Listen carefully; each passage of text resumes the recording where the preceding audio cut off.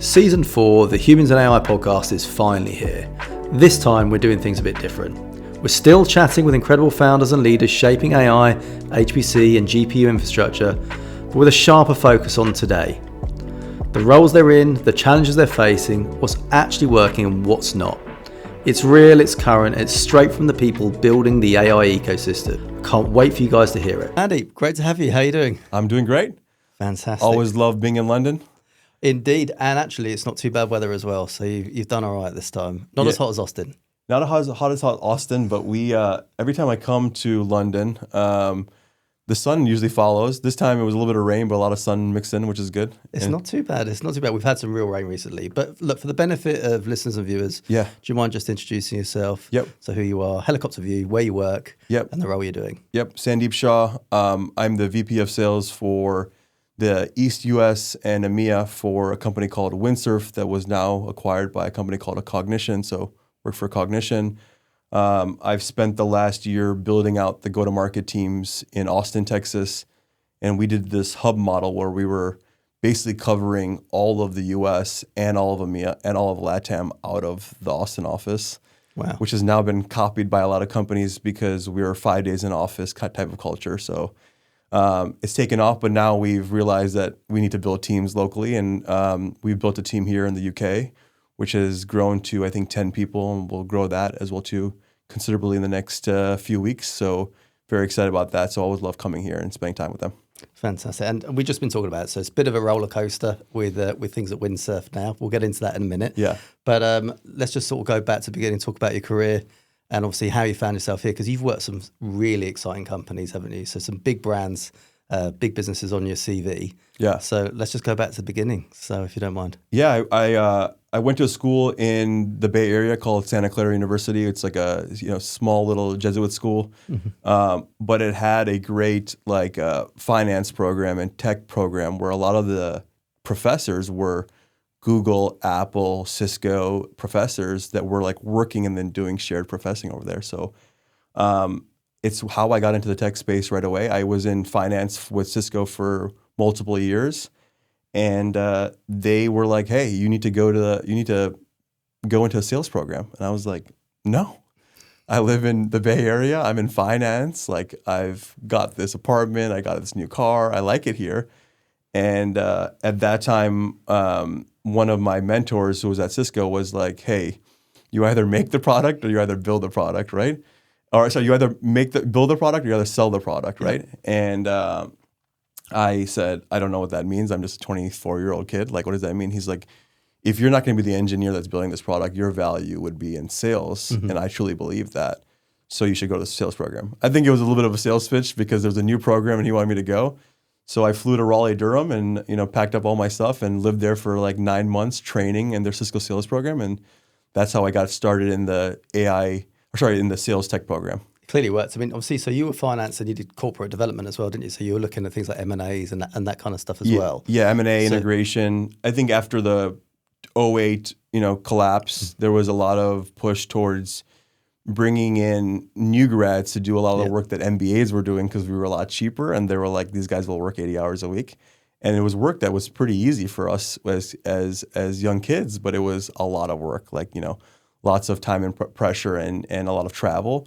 But, they were able to save a lot of money by doing that as well, too. So that got me into a really good opportunity at that time. So really broad business sort of background. Yeah. And then taking that into sort of sales. So it must have given you a bit of an advantage, but obviously did the sales program.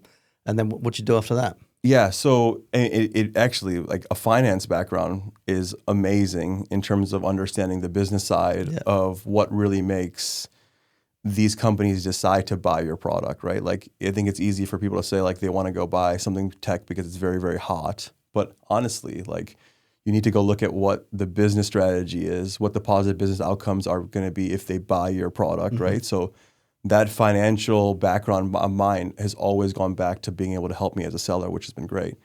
And from there, I was in partner sales for a long time, for 4 years. And then I went into software sales, moved to a company called Data Robot, which was like a hot AI company before AI was like known today as it is.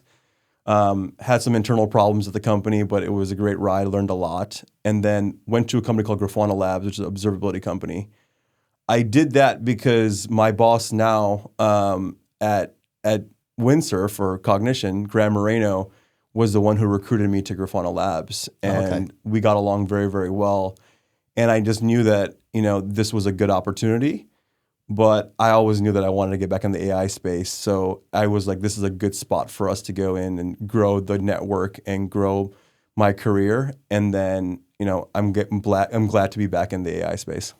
Fantastic. So you're here now. So historically you were doing US based sales roles, I think. Yes. And now obviously going to Windsurf, it's been a lot more international. Yes. So a lot more travel, different teams, different cultures, different sort of approaches to selling. A lot of people say that selling in America is very different to selling in Europe. Yeah. Have you noticed a difference at all, or is it straightforward enough? Yeah, I think even like the fear-mongering tactics that you can use in the US don't really work in EMEA, right? You have to be able to create the rapport and then sell on value and be able to do the right things there, which you have to do in the US as well too. But that FOMO period is bigger in the US than it is here in EMEA. And I think that's, just a thing that I have learned over the last year managing these teams is your tactics have to change, But if you go back to the things that we've talked about with like understanding the company, right? If you go to the biggest banks in Europe or in the US, the problems are the same, right? Like very similar problems, the risk, the governance, like can we go adopt these new technologies, and understanding those things and using those learnings on both sides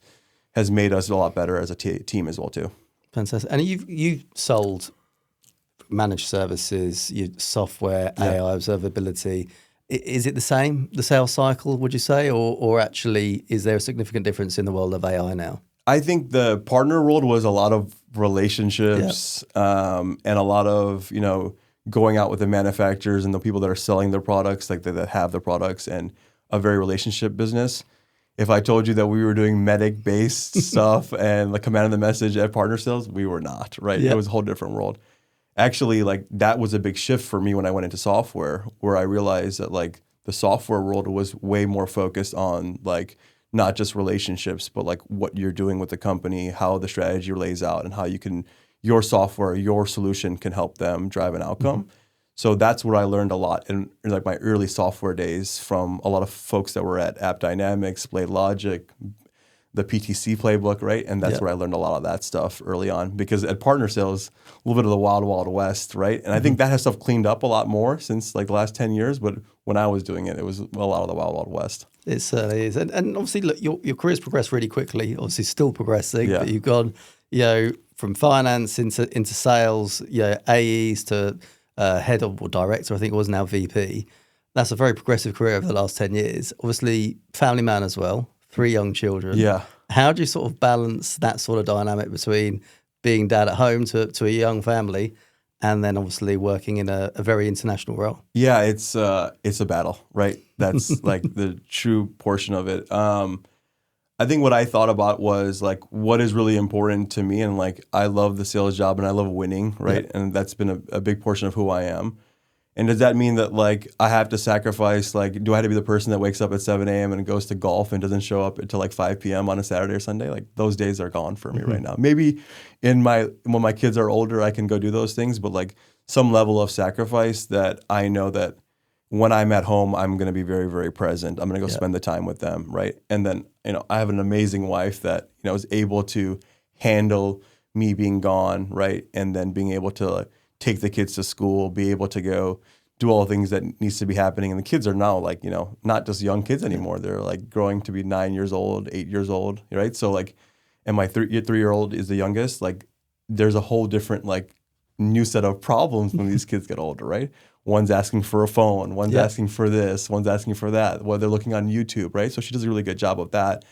And I try to be as, when I'm home, be as present as possible.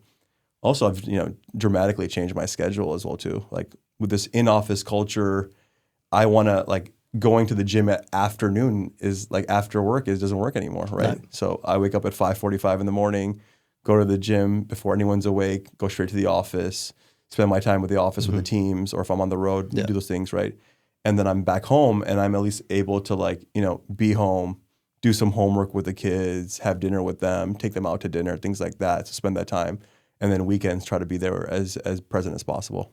I have to admit that balance is huge. I think my kids, I've got various aged kids, but my daughter being 11 now, I see her a lot more than I did with my older children. Yeah. Before I used to work in London, so commuting, I wouldn't get home till 8:30, 9 o'clock at night, 5 days a week. Yeah. So I think that's the world that we're living in now, where often a lot of companies are more hybrid based. Yeah. And that's because people want balance and people want to be able to be at home with their children. But if you can do it and you can organise your schedule and be present at the weekends, then you're not really missing out, isn't it? It's just about balance. And I think it's like, for me, it's like I take it 6 months at a time, right? Yeah. Like even with these companies and spaces and all these things like that, I've realized that like planning these things out multiple years in advance are just too difficult anymore, right? So like I take it 6 months at a time, and like I feel how I feel and how I'm being as a parent as well too. And you know, there's like 5 years down the road, I'm just like, hey, like I'm not being as good as a parent as I should be. Maybe that means I take a step back, right? Like those are things that I'll have to think about and be cognizant about. It won't be long before you go from being a parent to an Uber driver. Yeah. That's pretty much what it is now with me. Yeah. I just spend all my time taking them to different places. That's it. Yeah. So it's more about how I can spend time with them, getting them to where they want to be, as opposed to actually hanging out with me now. Well, I'm hoping that if Elon Musk figures this stuff out for these robo-taxis, they're going to take them everywhere. That would be work.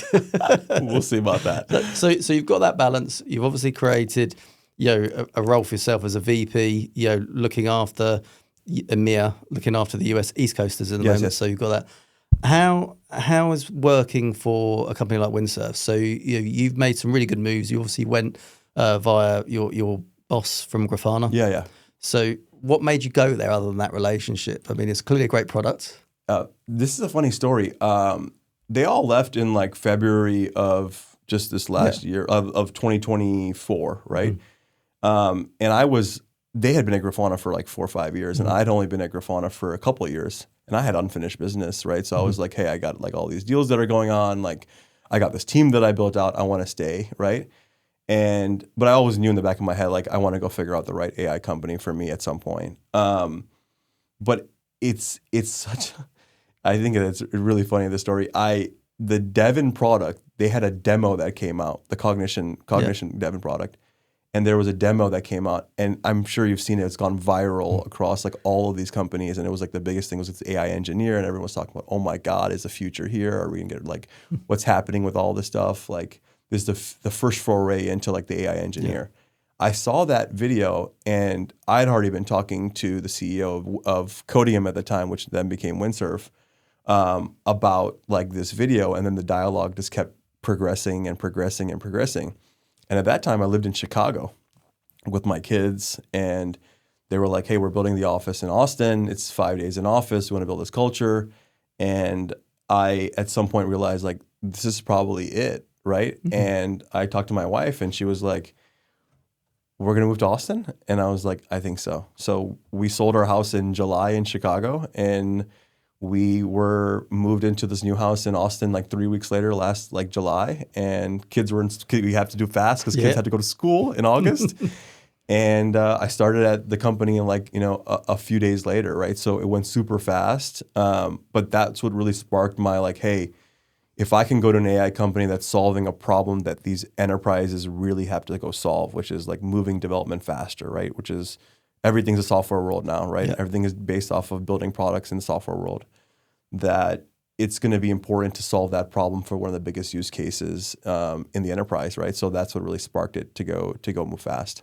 And how do you actually encourage adoption? Yeah. So I think that's the thing with AI now is there's AI products all over the shop. Yeah. And it's actually getting user adoption. I think I was reading an article, not about businesses, but about just people in their 40s, they're only just getting used to ChatGPT, right? At home, and maybe that's their version of AI. Yeah. So obviously you're targeting a different group, but again, it's trying to convince businesses about their challenges, their needs, and obviously how you guys are going to fix it. But how do you really sort of bring that to the table with the customer? It's actually interesting. I think the C-level executives are aligned. Yeah. A lot of them, like I would say majority now are aligned. Maybe it was an uphill battle to start, right? Because there's all it's unknown. The adoption piece gets harder for us when we go across, like when you're trying to get adoption across the entire enterprise. And when you mentioned these folks that are looking at ChatGPT, right? Like, and they're just using that for AI, which is still a huge like bonus, right? there are still some of those folks that are in the enterprise, right? They're doing these very critical jobs. And we need to not only explain what the benefits of the software is for their day-to-day job, but like how they can just be how can it make it just better for themselves, right? Because if you look at these developers that we're selling to, it makes their life a lot easier because they don't want to do some of the tasks that they have to go do, right? And if we can go and educate them on like what we can bring to the table so they don't have to go spend a lot of time on this big migration or like things that are mundane for them day to day, and they can go focus on things that are exciting, right? Then it changes their throughput and their thought process on the technology. But when you're looking at these enterprises that have like 60, 50, whatever thousands of developers, it's such a big problem, which is why at the Codium days, the Windsurf days, and now the Cognition days, we do a lot to do like trainings, enablements, hackathons, whatever we can do to spend time with like the user base to get them like excited about the technology. Because when people are excited about these things, that's when it really truly grows. And then you start building these champions in the organization who say, oh my God, this is amazing. I did this use case. It saved me all this time. They get recognized. And then their peers start seeing that. And then adoption just starts growing that way. But it's not this like, hey, let's drop this technology out. It's so great. And people will just go use it. Like if you did that, I think we would fail very, very quickly. We know that the post-sales side of things like is very, very important for us to grow the adoption. And I think, in my opinion, the adoption is the most important thing for the enterprise as well too, right? Because if let's say you have 10,000 folks using the technology, or they have licenses for it, but only 5,000 are using it, those ROI case studies, all the things, the projections that they have, all the things that they want to go do on the backlog or new products, they're forecasting it off of a way different number, right? So adoption has to come at a rate that's a lot faster for them to go hit those goals and really hit the balance sheet, right? So we want to be a good partner with them to be able to go and work on that adoption piece. So on that contract signature, that's when the work is only just beginning. Oh, yeah. So it is that education, that post-sales piece. I mean, if you think about all the AI companies that are out there, right? Like organizations are not going to go all in to start. Yep. They're going to start at a small piece of the puzzle. They're going to see that success. They're going to do some white papers around it. And then they're going to say, hey, like, what are the types of vendors that we want to do business with? They're going to test a bunch of different products. And then it's like that explosion that happens. And for us, that's where like the real, if the real money comes in from and the real growth comes from, because that setup point is like probably cost inhibitive, right? Yeah. You're losing money on like your first like thousands of users. But when you grow at scale is where you start as a business becoming profitable and doing the right things for the organization. And that's where they see the results too. So it's both of us are winning in that scenario, right? Like, and if I grow the contract, they're like, they're super happy because there's more users using the product and there's more output. And if I grow the contract, it's good for the business as well too, right? It's weird in technology. Some technologies is like the bill goes up, but you're like, am I really getting more benefit? And this one is like direct correlation, which is cool. And then with the Windsurf products and now with Cognition coming together, how much of a stronger proposition are you guys now when going to market? Yeah. Is that making it a much better product for you guys and actually a better solution by actually being together? Yeah, it's unbelievable, right? Like first the buzz around it has been amazing. I think the AI IDE, which is Windsurf, where folks can do greenfield development and they can do a lot of things that is like still in the implementation parts of the SDLC, like building code, is very valuable, and that's not going anywhere, right? But when you have this autonomous agent like paradigm that's also shown in, it allows you to raise the floor of an organization where you have all this tech debt and it's always increasing because no matter what happens, you build a new product, there's tech debt that's increasing, right? And if you can go and have, a developer saying, I think this task is very repeatable, even if it's a migration or something that's very like, it's hard work, but it's simple work and it's repeatable. That makes it a lot easier for them to say, hey, I can make this AI engineer, this autonomous agent go out and do this work for me while I go work on this exciting work as well too. So it's shifting the way that organizations can go look at their workload and say, hey, if we can go and 10x engineers to go do all this work that would, cost us millions of dollars to go and solve. And they're going to go do it with these AI engineers, but also be able to, go and do innovative things on the Windsurf IDE. Now you've created a platform for them to be able to go and solve 2 of these use cases at one company, right? So I think that it has created a lot of, oh, I get it moments at these customer meetings all across London, all across the US, where people say, this is something that I think that will be very valuable. Yeah. And the ROI is massive because these projects, right, if you're hiring outside consultant or you're doing it in-house, are hundreds of millions of dollars to go like do these migrations and do all this work around it, right? And they might have been on the backlog for years, right? And it also might be inhibiting something that you want to go that's innovative. If I don't do this migration, I can't go build this new feature, I can't go do this, it just compounds, right? So that is something now that the technology is getting better where people start realizing, wow, like now I can kind of get my get out of jail free card because the technology is getting better, which is great. Like that's what organizations are going to have to use AI for, to be able to really innovate and reinvent themselves. And then so with the merger and the messaging then when you're going out to customers, so have you brought those 2 sales teams together? Are you able to have the same conversation or is it actually 2 different departments talking about it? No, it's actually, we brought the sales teams together, right? We have everyone working on like potentially even two salespeople on one account to be able to go tackle some of the biggest accounts in the world. And we're doing this because the acquisitions only happened 2 months ago, right? There's a lot of stuff to be learned, a lot of ramp to be happening, but we're moving quickly and we're realizing that this has also created a lot of like positive momentum between the 2 teams culturally building together, like 2 companies coming together over a night, over a weekend, right? And then, merging the teams, but like figuring out the IP for the products, all the stuff. Like if someone told me that we could do this in 8 weeks, I'd be like, you're crazy, right? Like, and I was in M&A for a long time. I saw these things take years and they just fail. So getting everyone culturally together has been great, but also like having the teams mesh, having the engineering teams mesh has been really, really good for us. And we're on the ground running, which has been great. As all acquisitions happen, right? There's some learning, some cultural stuff that you had to go figure out, all those things that you go do. But like if you do it hand in hand and you're in the trenches together, it makes life a lot easier. And that's where you can break down a lot of the walls as well too. As you say, with that experience you've had in M&A and working in different organisations, because it gives you a level of empathy where you can really put yourself in those shoes. Yeah. Because it is quite unsettling at times, when there's a merger like that. Obviously some people do leave. Yeah. So that there is a bit of change, there's a period of transition. How have you put yourself in a position where you have actually supported those individuals? Support the individuals that have left or have stayed? That stayed. That stayed, yeah.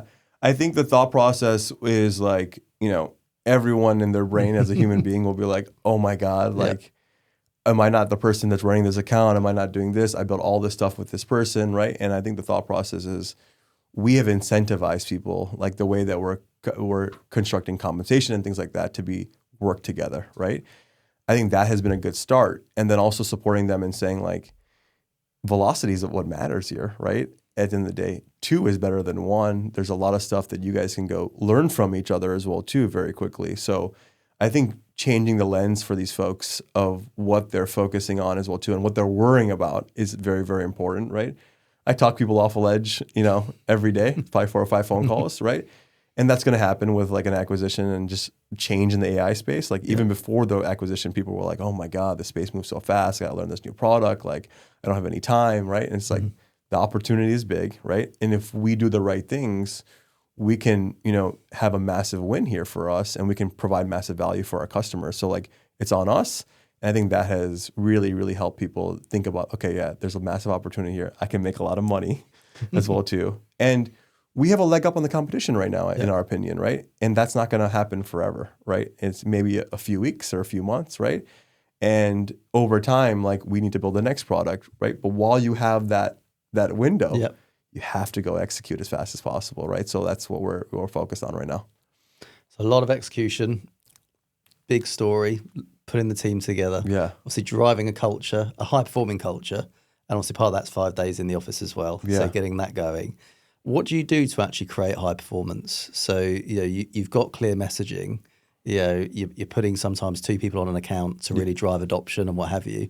Anything else that you've been doing to really help grow the client base, increase the successes? It's interesting. It's something that's small thing that people like overlook in a lot of organizations, and I'm surprised that they do. And I think myself, I overlooked it before. When Graham told me he was taking the job at Codium at the time, right? And he told me his first hire was going to be Nicole Redinger from TripActions and MongoDB, and I was like, I don't know who this person is. I can't say I do, I'm afraid. I look her up, and she's an enablement person, a world-class enablement person. She worked with Carlos, Del Torre, and then like all these things, and seen as one of the best enablement people in the world. And it was actually a huge win for him to get her.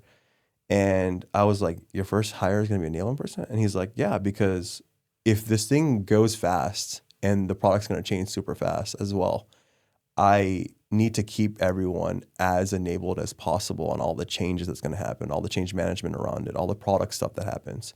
So I want it to be part of our DNA. And, I was like, okay, whatever. I walk out the bar, right? Go back home to Chicago. And then I joined the company, and I just like, wow, it's like such a huge impactful portion of the business in running these go-to-market teams when you have enablement folks that just really know how to build the content, deliver the content, how to go deliver it, like how long the sessions should be, like what is these people's attention spans, right? But when all this change happens, it's our job to make sure that everyone's educated about like the changes that are happening, how to go sell the product, what are the use cases around the product, what are the business PBOs that we're seeing. And you have to do that in a structured environment where people have to learn, right? We go back to the classroom a ton, right? And I would say in the last 8 weeks, we've been in the classroom a lot of classroom time, right? And it's tough because some of my reps are like, hey, I'm like off the floor, like not in customer meetings because I'm in these trainings. And I'm just like, trust me, you're complaining about it now, but in 2 months and 3 months from now, you're going to be like, oh man, I'm glad I got that out of the way. I'm super enabled. We've hired really well. We've hired some really strong salespeople from all around the world. That's some of the best in the world. And they have all the intangibles, but like the education of stuff, you just have to learn, right? As you learn new products, you go to new companies, things like that. In AI, it's like you're at a new company every 4 months, right? Yeah. So that has been a big factor for us, right? In terms of not only the growth from the Cognition side, but when we were Codium, we changed our product to Windsurf, changed the name, and how all these new features and functionality, and then moved to add the Devon product, right? You're adding a new paradigm to all this stuff. So that has been a huge forcing function for us. So that classroom activity and that support and that enablement is just gearing your teams up to go out and drive, bigger and better things, be successful. It's right. You talk about hiring talent in. Obviously, recruitment's huge. Yeah. Obviously, that's what I do. Yeah. There's a lot going on there. A lot of people getting jobs. As quickly as going in the door, they're sometimes going out the door as well, right? Yeah. Because that landing piece and getting them in. How are you guys actually identifying the right sort of talent? Yeah, I think the thought process for us is like we've identified, a bunch of companies that are like the same type of DNA as the leaders, right? Like the Mongos, the Grafanas, like these guys like have run a playbook that's very, very similar. And then, we go look at like not only like past performance, because I think that is like everyone loves past performance in relationships, but like what is this person's ability to like be innovative? What is this person's ability to go learn something new? In the interview process, we actually make people go build something with Windsurf, like in the challenge. Oh, really? So you do this like, account review, you show like where you're going to go break into these accounts, like all the things that regular companies go do as well too, where who's the EB, who's your potential champion. So we get their like understanding of how they can like, break down an account, which is great. But then the Windsurf piece is like, did you download the software? Did you go like set up all the stuff? What did you go build? Why did you go build it? All of that stuff, like we'd be surprised to see that like the people that go and like take passion around that and like did something that was important, right? They like some of these people have built apps that like they're using their day-to-day life right now during the interview process. And that like shows us a lot about like, oh wow, like when new technology rolls out and new features roll out and these things come out, these are the type of people that are going to go themselves go use it and go look at it and say, hey, I can now express what I've learned or what I'm doing with my customers and create that excitement as well too, right? So we've kind of changed a little bit of the stuff in our brains of like what is going to work in this space when things are moving super quickly. And speaking of moving quickly, so it's moved very quickly for you over the last sort of 12 months yeah. and with the merger as well. Where do you see the industry going? What do you see? How do you see it progressing over the next 12 months? Do you think it's going to be just as fast paced, or can you see it sort of steadying out? I think it's going to go fast. Like as I see the models, like, getting better and better, right? That unlocks a lot of the features and functionality that like companies like Cognition can go build. So like even with the Devon product, right? It has come out a year ago, but a lot of the features have unlocked because the models and the capabilities have gotten better, right? So now we can go handle way more tasks. We can go do that with a higher degree of accuracy as well too, right? So like then these companies can go and trust it. So as the models get better, the level of comfortability that we'll have or enterprises will have or anyone will have to go trust the AI to go do is going to increase. And that means the use cases are going to expand a ton, right? So I believe like there's a lot of change that's going to continuously happen, a lot of disruption that's going to happen as well too. And I'm excited for it, right? Yeah. That's the whole point of the AI space. I hope that, as the globe, we use it for our benefit, right? Because there's a lot of benefit out of the technology that can be used, right, to make our lives better, right? And I don't think it's going to slow down anytime soon, right? That's my true thought about it. Well, like you say, just got to be ready for it. You've got to be able to pivot. You've got to be agile, all those things. And speaking obviously leadership and running a sales team, a lot of the people that we have that listen to this are could be early in their career, starting their journey in sales leadership.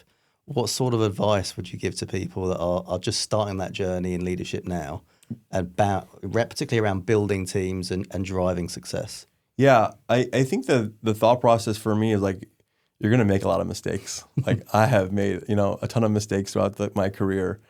I think the big thing for me is like learning from the mistakes. Yeah. Like, and there are people you're going to bring to the organization that are going to, probably not pan out, right? Did you learn anything from that? There are going to be mistakes that you've made on like decisions about like where did you scale or where you didn't scale, and like did you look at the data, right? Did you actually trust the data? All those things like that.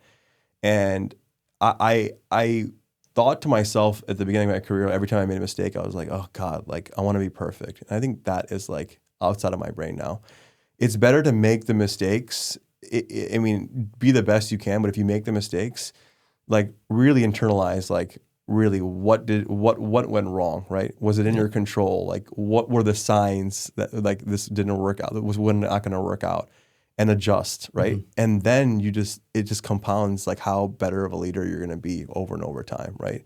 And you're going to be like 20 years in your career and still make mistakes, and like that's how you progress in your career, in my opinion, right? So my thought to folks that are like early in leadership is don't be afraid to make the mistakes, right? Have good mentors, like have a good support system, right? Be at a company that's going to allow you to make some mistakes, but also be able to learn from those mistakes, right? I don't think that it's if you make the mistake, right, and your boss says like points it out to you, or your leader points it out to you, you have to like take the feedback as well too.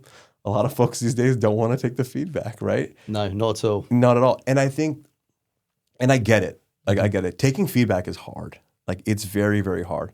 Even when I get feedback, like sometimes I just need to like take it, listen to it, and like, process it. Sometimes I'll go home and tell my wife like, oh my God, like can't believe like they're giving me this feedback, but like over the workout the next morning, the shower at the gym, like, a few hours in the drive, whatever it is, like you start realizing that feedback is very, very important. It becomes part of like who you are, and then you decide in your head like, I should not make these mistakes as well too, right? I should figure out this feedback to myself as well too. And I think that the thing for young leaders, or even just sales reps in general, or anyone in go-to-market, is like ask for the feedback, right? Some leaders don't want to give it either, and that's a problem. But ask for the feedback and take it to heart, right? And not all feedback is going to be great feedback, but like figure out why it was said to you. And I think that's going to really help shape a lot of the careers of a lot of folks, and like it's going to help them jump, right? And as leaders in organizations, and we go look at people that we want to go promote, we look at a lot about like, hey, did that person take the feedback? Did they change? Did they adjust? Like, how are they adjusting? Like, and we do like, QBRs that are pretty intense. Yep. We do all these things that like we're giving a lot of like criticism that sometimes is not very constructive, and it's hard, right? And it's in a room with like all your peers and all your leaders, and sometimes it's hard to hear. But I think that has also shaped my career as well too when I was younger, right? Till now, to be able to be like, okay, like there are defining moments in my career that I remember directly that have helped me, make better decisions over time. No, I agree. I mean, if everything that went wrong was outside of your control, then you can never really learn from it and you can never really improve. So invariably, it is something you did that you could have done better or differently. And you've got to be quite critical of yourself, and take feedback just to constantly improve. And that's huge. And I think it often comes with just the right kind of communication. Yeah, 100%. So open communication, really makes a huge difference. And particularly you as a leader, if you're making mistakes, then open communication with the people it affects. Oh, 100%. With my team, they know everything's going on. They know if I'm having a bad day. They know if I've done something wrong. Yeah. I'll tell them why I've done something wrong. And we improve. And maybe I'm a little bit too open. Yeah. But that's finding your own style, isn't it? Going back to the point, I think the older you get and the longer you're in it, the more you're more comfortable handling things in the way you want to handle them. Yeah. I'm the same way as you. I sometimes I think I'm probably pretty like too open about certain things, but like that's my style, right? And that's it. And the people that are are my leaders or who are employing me probably knew that from like day one, and I was upfront about it, right? And I think that is like the style portion of it as well too is very, very important, right? And I think people like that, right? Yeah. There's an empathy portion of it as well too, that this person is open and they're honest about a lot of things that are out there, right? I'd rather be told like upfront what it is rather than, hear about behind my back. Well, I think that's how you build a team that's going to go to bat for you, right? And that's going to go out and try and win for you, right? And I think that's really key. Yeah. I mean, I don't ask my teams to do anything that I wouldn't do myself. 100%. It's open communication. If we're struggling together. If we're winning together. Yeah. It's that kind of thing. I mean, that's such a big thing. Like leaders that don't like say things that they don't do is like run from them, in my opinion, because like it is very, very important for me to be out here seeing the clients, right? If I go tell my team that the number is like, we have, let's say, hundreds of $1 millions of ARR, and we're going to double that in 4.5 months, which is like probably close to where the goal is at, right? Insane goals. Yeah. And I just go say that in a meeting, and then I'm not out here with them at the big banks, or I'm not strategizing with them, or I'm not at these executive dinners, or I'm not spending these late nights with them. It doesn't feel like that we're putting the same amount of effort in. It just says that I'm doing it, right? So like that is very, very important, right, in terms of our day-to-day. And at Cognition, like everyone right now is on full alert to make sure that they're doing what they say as well too. Well, ambitious goals. Yeah. A lot of effort, a lot of hard work. Yeah. I mean, I'm looking forward to seeing how it all goes. Yeah. So it sounds very exciting. And I can only imagine what changes are afoot now over the next sort of 12 months as well, what you've just gone through. I'll have to get you back. Yeah. I think we'll have to talk again and talk about how you've been growing it. Yeah, I'll be back in London every few months, and like I think we're going to be sitting here in 12 months, and it's going to be a whole different world. And we'll be talking about a lot of mistakes we made and a lot of things that went well. And I'm sure we'll have a good laugh, and we'll survive it all. We'll talk about the wins. We'll talk about the mistakes, the lessons learned, and all that. So look, this has been fantastic. Yeah. Really enjoyed having you today, and we'll do it again. Thank you so much. Thank you. Cheers. Cheers. And that's it for this week's episode of Humans in AI. A huge thanks to my guests for sharing their insights, and to you for tuning in. If you enjoyed the conversation, don't forget to hit follow, share it with someone in your network, and let me know what you think. There's plenty more coming this season as we dive deeper into the people, the companies, and the ideas shaping AI right now. See you next time.